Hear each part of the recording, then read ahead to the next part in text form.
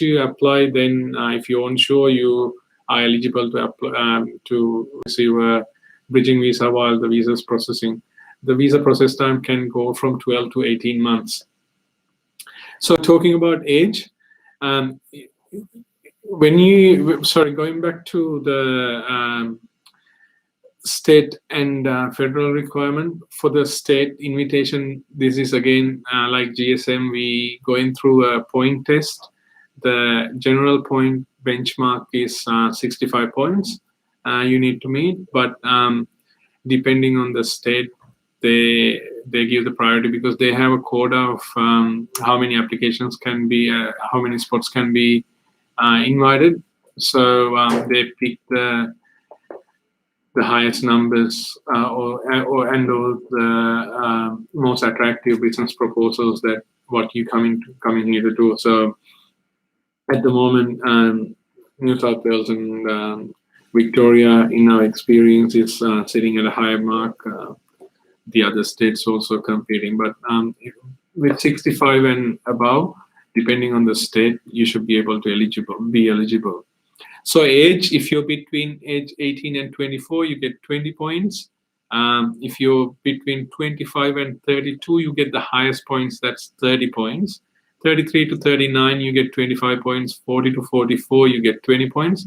If you're 45 and above, below 55, so 45 to 54, you get 15 points. And if you get that age exemption and go above, you're above 55, you don't get any points for your age. So the age requirement is between 18 and 55, depending on your proposal. English language requirement, there is no requirement.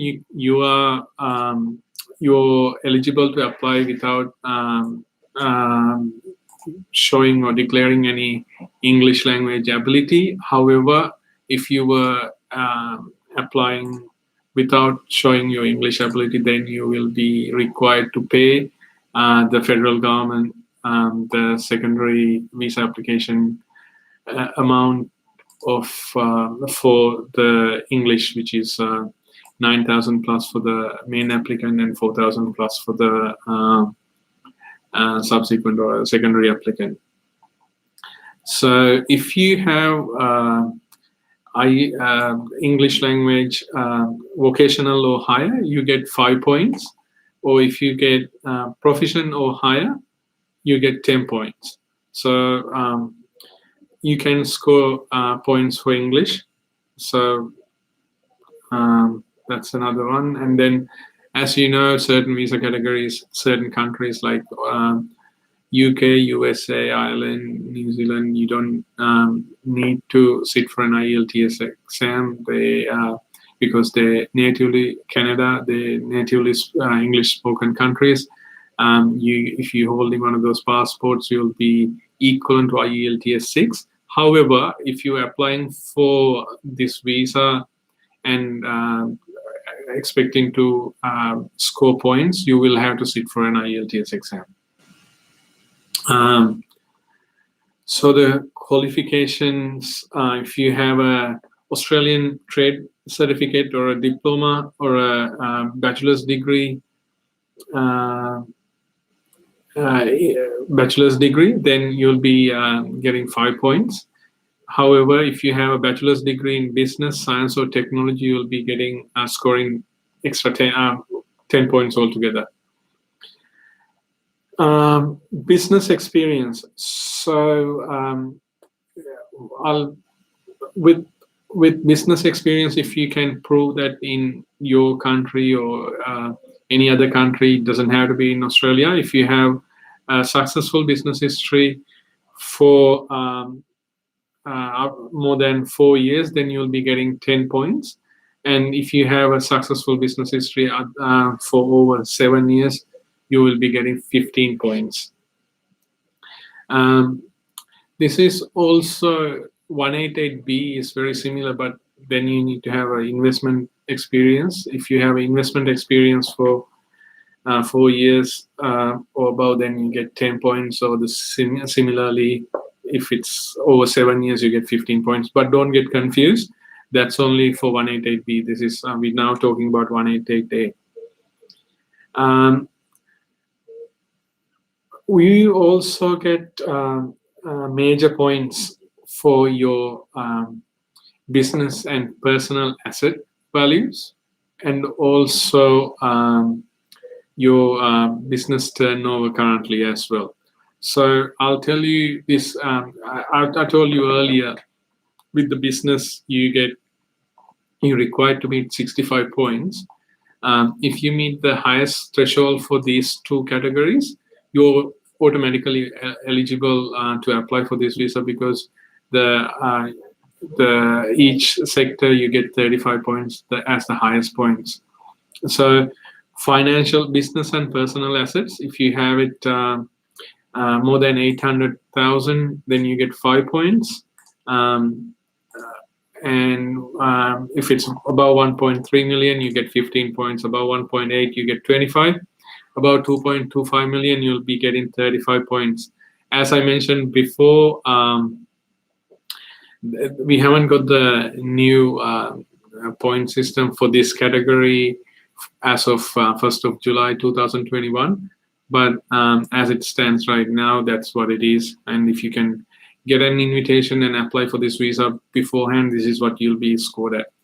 And business turnover again, if your turnover is $500,000, you get 5 points. $1 million, you get 15 points. 1.5, you get 25 points. And about $2 million turnover, that's equivalent to Australian dollars, about 2 million, you get 35 points. This is, if you have a good business history, this is one of the best areas you can score points. With the turnover, this is the turnover, not the net profit. This is the actual turnover of the business. $2 million, it's in a way, with certain businesses, it's not a big ask. So it's an easy qualification for certain businesses. So that's where I said you don't have to be a huge business to be qualified to this sector. So with the assets, I'll just clarify it again. With the assets, it can be the business assets, personal assets, and also it can be business assets between yourself and your partner, your spouse. So you need to be a director of a business of the business, and you do not in this category have to be the full owner of the business. The shares, it doesn't have to be. You don't have to be 100% shareholder. We see a lot of families, the husband and wife, they share the business shares 50-50 or any other equation, so you can count both. But if you have you need to have minimum of 30% shares of the business. But if it's a publicly listed business, then you only need to have 10%. So if you have any clarifications you would like to hear from us, let us know. We'll clarify. There are a lot of areas that people get confused with. We can always we are always here to help you. So if you have any doubts, please be in touch. With having said this all, there are a few other bonus points I would say for you to consider. So if you have a innovation registered partner or a registered designs, you get 15 points. Or if you have evidence of a trademark, you get 10 points. Evidence of joint venture agreements, you get 5 points. Export trade, evidence of export trade, you get 15 points. So if you export a majority of, if your business is focused on exporting goods and services overseas, a major portion, then you get 15 points. Gazelle businesses get 10 points. Evidence of receipt of grants and venture capital funding, you get 10 points. State or territory nomination special endorsements gets 10 points as well. So that's pretty much the eligibility for 188 business visa. So as you see, it's not a very complicated visa, but because it's a business visa, you need to prove your evidences properly and put your proposals and put your submissions properly. And also one of the myths that when we talk to clients, we always hear is a lot of people say they now applied for the visa, they're expecting to receive to buy a business while they're overseas. I really want to clarify that you do not need to buy a business before you come to Australia. You get with a 188 visa, you get 4 years and 3 months visa, and you have plenty of time to come and establish a business. So you have enough time to do your feasibility, viability, financial feasibility, the legal feasibilities, and then start a business. And if you, within proper reasons, if you still require time, this visa can be extended to another term, 4 years and 3 months as well.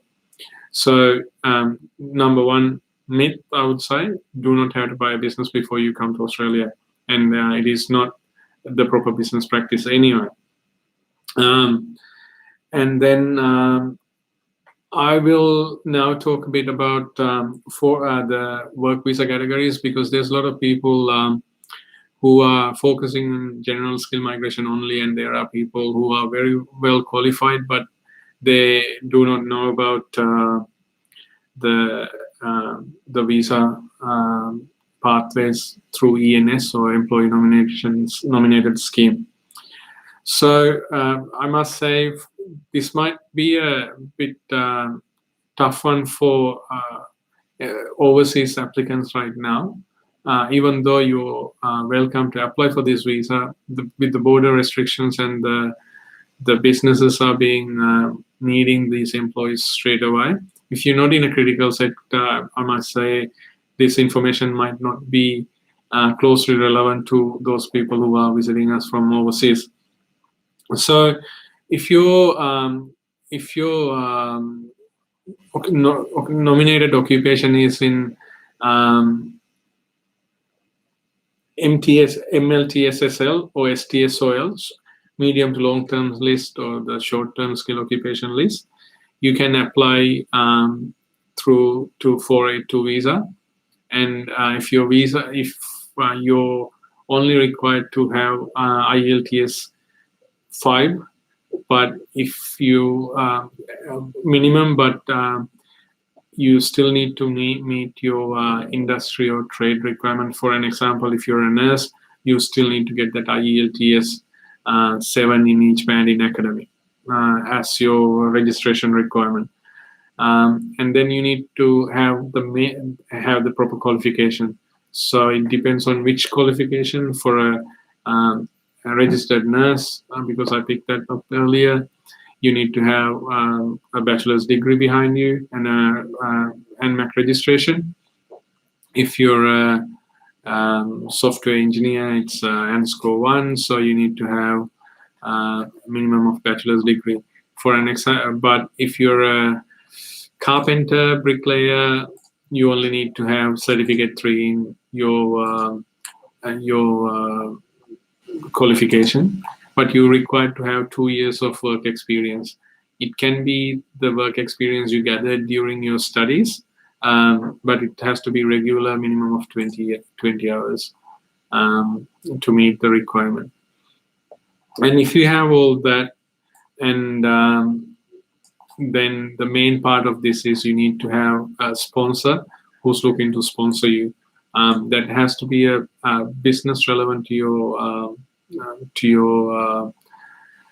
nomination. So if you're a chef or cook, I guess it has to be a catering service or a business, a restaurant. Whereas if you're a hairdresser, it can be a salon, or if you're a software developer, it has to be an IT related. So it has to be close. They need to have a proper legal requirement of your skill for this employer. So the employer needs to go through two categories. They need to get a business sponsorship approved, and also a nomination approved for that category of nomination, saying that he's legally showing that the business is legally required this position to be filled. Other than that, once you get this visa, if your nomination is from medium to long-term skill occupation list, then you can apply for permanent residency after 3 years of work experience, working under 186 TRT category. Or if you already qualified, then if you have a 3 years work experience after your qualification, and if you could get a full skill assessment, then you don't need to even go through 482. You can go through 186 direct entry program, which is straight permanent residency. Also, I must tell you, if you're in with a 188A visa or 482 visa, if you're currently living in Australia, your kids will be able to go to public schools at no extra cost, but you're required to maintain a private health insurance. That's mostly about the work visa. I must say, if your occupation is not in those two lists, if your employer is offering you a job in a regional area, then you can still use a more further extended regional occupation list as well under 494 visa category. So that's pretty much the work visas. Going back to 491 small business owner category. So 491 small business operator is business owner is a good initiation that started with I would say BSMQ initially, but now the program is in Tasmania and South Australia and other states as well. So earlier with small business owner, I was telling you always you can buy a business at any. So the basic requirement is you need to have full-time work rights, and then you need to have a skill assessment from whatever the qualification you have, and then if you go and buy a business in a regional Queensland area, which is anywhere outside of Greater Brisbane, pretty much Gold Coast, Toowoomba, Sunshine Coast, or anywhere beyond there, then you'll be known as buying a business in regional. So if you bought a business spending $100,000, you'll be qualified to 491 small business owner category after 6 months. But they had a bit of a easement there where you could apply for the business, buy the business for 60,000 and then spend the other 40,000 in capital, like buying a car or buying another equipment for the business. But from as of 1st of April, Queensland government's going to change it. So the business minimum purchase price has to be at least $100,000. So that's a major development there, or a change. Other than that, 491 small business category is, even though there are a lot of other categories being closed, 491 small business ownership category is still open. And if you buy the business before 1st of April, you can still be considered as buying a business at below 600,000 and then spending further capital to grow it. So for certain people, that might be an opportunity, because certain people, they buy the business, recapitalize, revamp the business to grow the business further, and then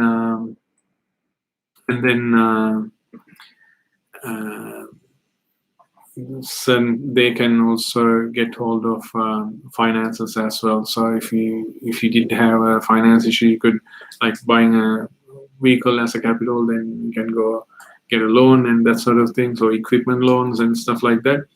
So this one is no longer available after 1st of April. You have to have that $100,000 spent on the business as the minimum price of acquiring, or the purchase price has to be $100,000. So long chat, but now I'm trying to take up as many questions as possible. I would like to answer the questions related to these sectors that I spoke to you about first, and then if we have the time available, I'll still answer a couple of questions from other areas. But however, if you type your question there, we will answer all your questions within the course of the day. So if you have a question that you posted, don't worry, we will still answer it. Especially if you're with YouTube though, YouTube, as soon as we shut this session, or your question's going to disappear. So please be kind enough to read. We will be reposting this video again. Please be kind enough to repost your question, copy and paste it from what you did now if you haven't answered it after we repost it. So I'll get 5-10 minutes to answer some of these questions. Can we? I'm just looking up because we got a screen in front of us. Items, yes. CA. Leave it to CA because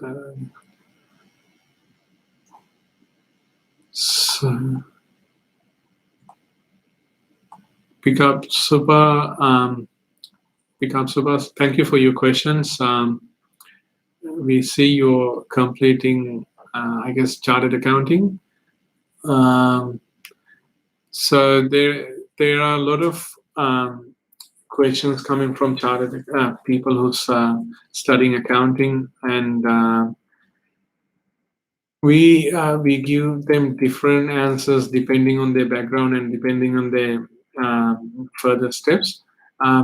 We would like to talk to you further if you could type up your full background and send us an email to admin@sirus.com.au.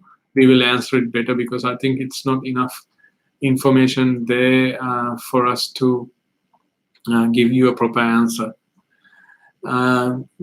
General Barton, sorry if I'm pronouncing your name again. Hi, Team Sirus. I'm a regular viewer. Thank you very much for coming back again. Very nice to have you there. Comments like this encourages us to do videos regular. So I read a total of 7,000 visa have been granted for GTI so far, correct? Is it well, it can be more or less around there because it changes every day. We had as I said, we had a really good challenging visa granted, not a visa, it's an expression of interest that we received 2 days ago. For a fintech category, the client was from Hong Kong. So his question is it only the applicant or including the family as well? Yeah, GTI, when you get the visa, you get the visa for the whole family. Yourself, your spouse, and your kids who are dependent. So dependent kids under 18, or if they're still studying and under 23, so they'll still be eligible. Gonzalo, you got a student visa question, but I'll still quickly go ahead. So is it mandatory to hold a visa for 5 and study requirement gets 5 points? Yes, I would like to join my partner for the 5 years. Yes. You need to study 2 years to get the visa. Sorry, Gonzalo, you got another question down below. ICT business analysis occupation for getting 190 in South Australia. Very good. In the next few years. Yeah, I think a good category, and you might have other opportunities as well, not just 190 if you go through ICT business analyst. So it's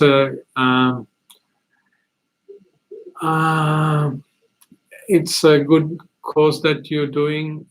Continue with your student visa conditions, and you get 5 points for 5 points if you study 2 years. And if your question is asking requirements to get 5 points, yes. So if you study 2 years, then you get 5 points, and if you studied in regional, you get 10 points. So South Australia, you get more points.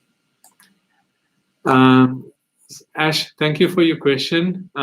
What about HR management? Sorry, it's a broad answer. Very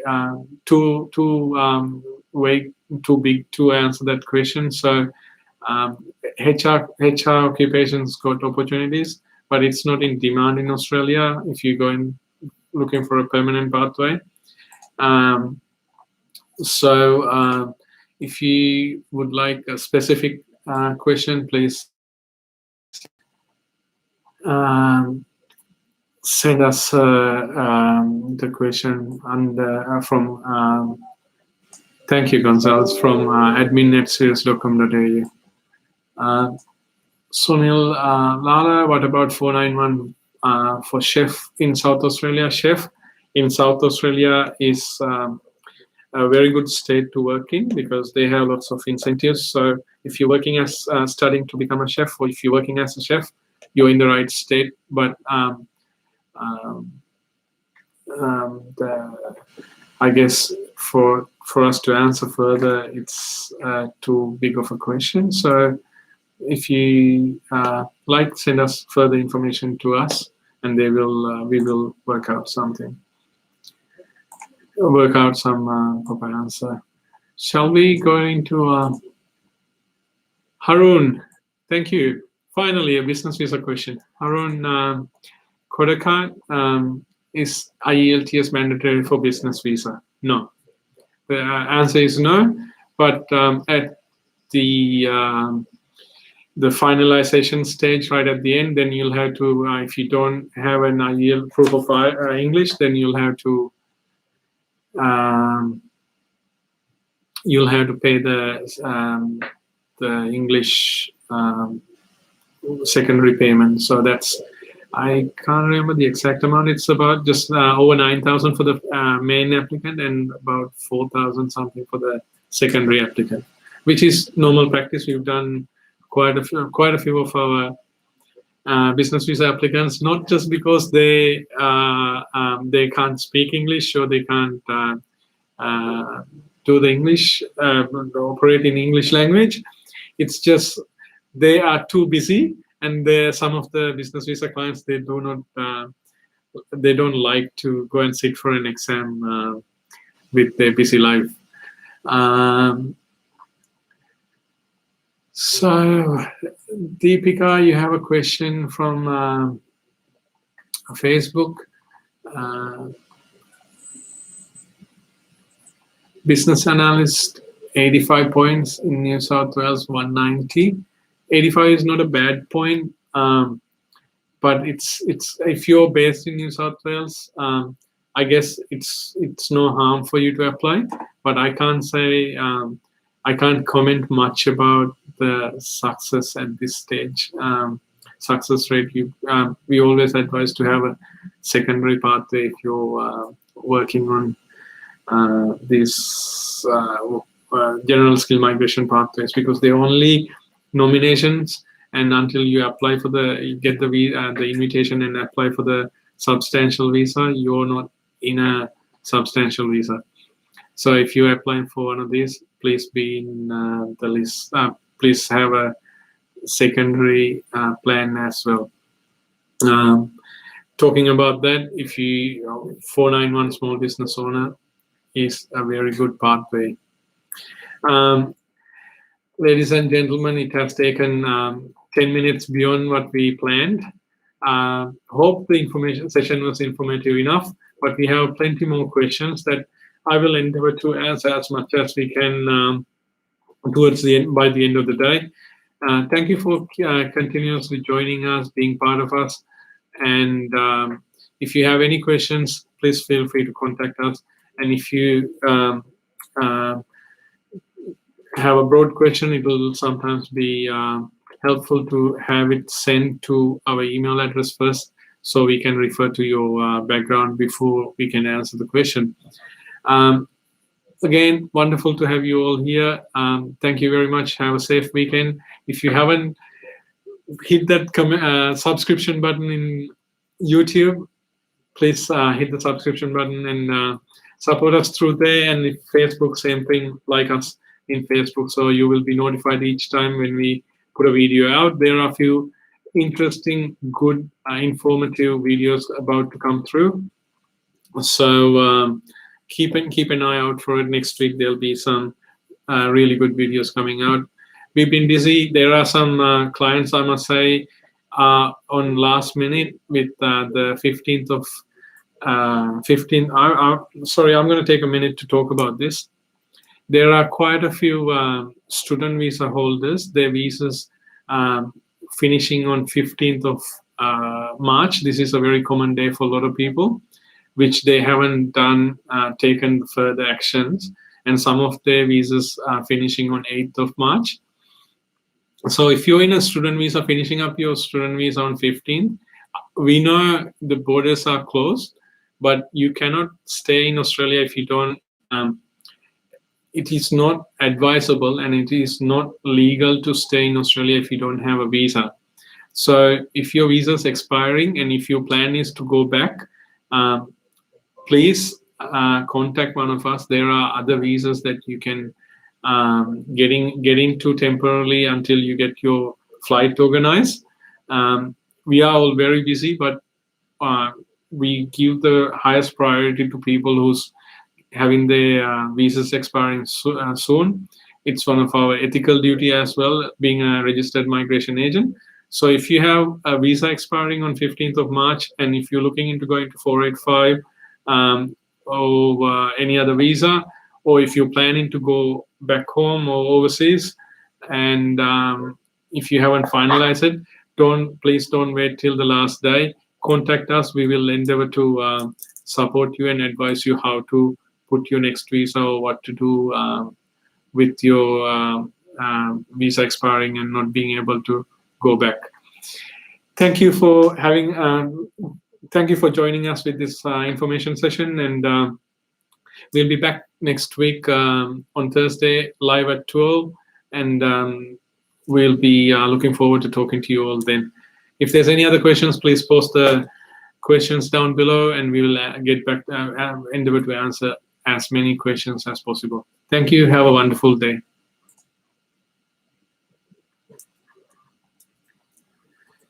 Whew.